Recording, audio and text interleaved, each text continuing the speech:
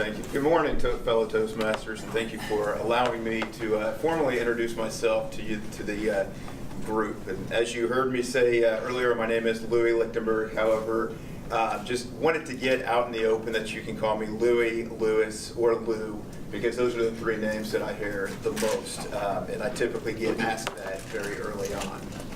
I joined the group in late 2018 thanks to a suggestion from my manager, Mason Williams.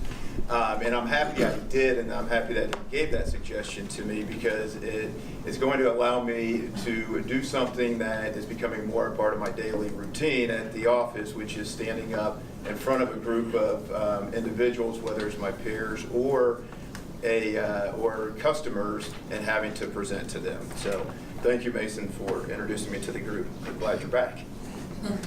Who is Louie Louis Lichtenberg?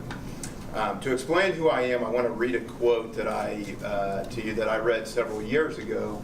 The quote was first said by Chantel Sutherland, who is a jockey in horse racing and a television personality.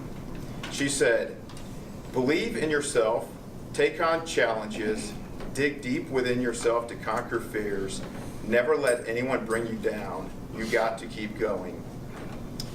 As I read that quote, I felt like it really summed up who I am, and I hope over the next 4 to 6 minutes that using examples from that quote, you'll understand a little bit more of who Louie is. First, believe in yourself. As I mentioned a few minutes ago, I work at Bear Animal Health as a e-commerce omni-channel marketing manager. However, that hasn't always been the role that I've had. Over the years, I've had to work my way up, and since graduating from the University of Kansas in 1998, I feel like every role that I've had, I had to believe in myself that it would take me to the next role to get me to where I am today. From my first role at Bernstein Rain Advertising to the Integer Group in Denver, Colorado, to Hallmark Cards, MMG, and now Bear Animal Self, I've had to work my tail off and really show exactly who I am, and I've always believed in myself that I could do that. I believed in my abilities to be a leader, define sound strategic plans, execute, analyze, and then hopefully meet the goals of our company during that. Second, take on challenges. I love the word challenge because the word challenge means that you're putting yourself to a test. This is most noticeable for me in the hobbies that I pick up. I tend to pick up hobbies that I don't know anything about or that I don't have a lot of practice in. For example, running. Everybody most likely knows how to run. I've been doing it ever since I was a young kid playing baseball, basketball, and soccer. However, I wanted to run a half marathon. I knew this was going to be a challenge because the most I had ever run was a 5K. So I picked up, I picked a race, I registered for it, I trained, and then I told myself that if I was really going to challenge myself here, I needed to finish the race, finish it without walking, and finish it in under 2.5 hours. On April 12th, 2014, I put myself to that challenge. I tested myself, and I did finish my first half marathon without walking and in 2 hours and 16 minutes. I continue to challenge myself with running as well as other sports and other activities to continue to make myself a better person, and I believe testing yourself helps me achieve that. Third, dig deep within yourself to conquer your fears. When I was younger, literally everything would scare me and I would fear everything.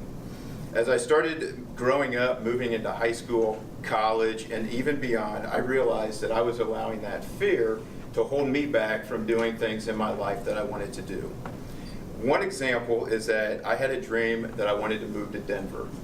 After several years of coming up with excuses, I finally told myself that the excuses were actually the fear of moving 550 miles away to a city where I only knew one person.